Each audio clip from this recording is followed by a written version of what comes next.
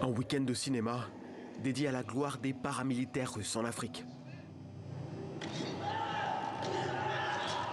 Dans le stade omnisport de Bangui, des centaines de Centrafricains sont réunis devant Granit. Un préquel de Touristes, le premier film de propagande des mercenaires de la société Wagner, projeté dans la capitale centrafricaine en mai 2021.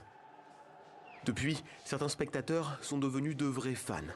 Ça fait beaucoup plaisir que je porte le t-shirt de Wagner parce que ça empêche beaucoup les rébellions et maintenant ça empêche tous les actes criminels. Et ça a empêché de tous les braquages, les viols. Et là maintenant, on est là, on est tranquille. Les enfants vont à l'école, les activités vont bien. Tourné en Centrafrique, ce nouveau volet raconte pourtant les combats des mercenaires au nord du Mozambique contre les insurgés islamistes en 2019. Une histoire tirée de faits réels, mais qui glorifie leur intervention. Alors les gars, au boulot. Si l'heure est au cinéma à Bangui, les combats qui opposent les forces nationales et les mercenaires russes aux groupes armés ont continué ces dernières semaines dans les provinces centrafricaines. La société Wagner est accusée de violation des droits de l'homme, de torture et d'exécution par l'ONU, l'Union européenne et de nombreux médias.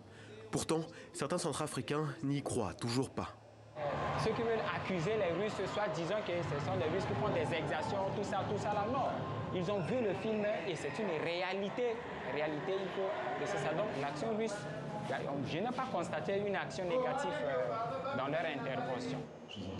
Sorti fin décembre sur une chaîne russe pro-gouvernement, le film devrait être diffusé dans d'autres pays africains, selon un communiqué des paramilitaires.